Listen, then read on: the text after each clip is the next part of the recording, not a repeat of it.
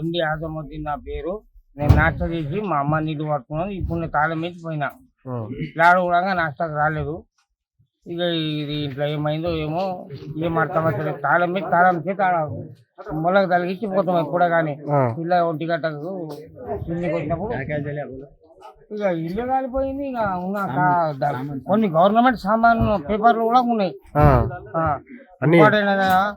ఒకపాటు కాగితాలు ఉన్నాయి. నా అపార్ట్మెంట్ ఆర్డర్ ఉన్నది. ఫ్రిడ్జ్, వాషింగ్ మిషన్,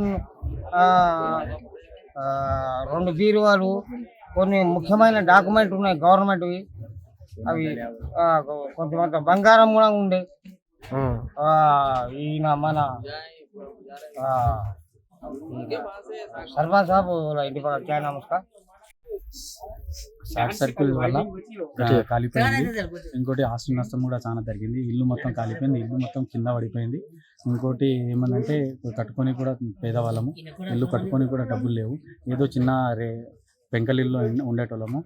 కానీ అనవస్థాత్మకంగా ఏదో చిన్న షార్ట్ సర్క్యూట్ వల్ల ఇల్లు మొత్తం కాలిపోయింది.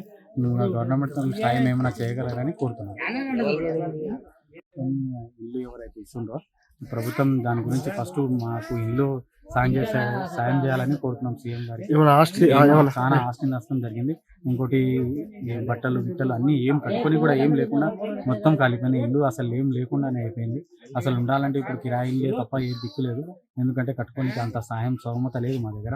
ఏమైనా సాయం చేయలేరని గవర్నమెంట్ కోరుతున్నాం.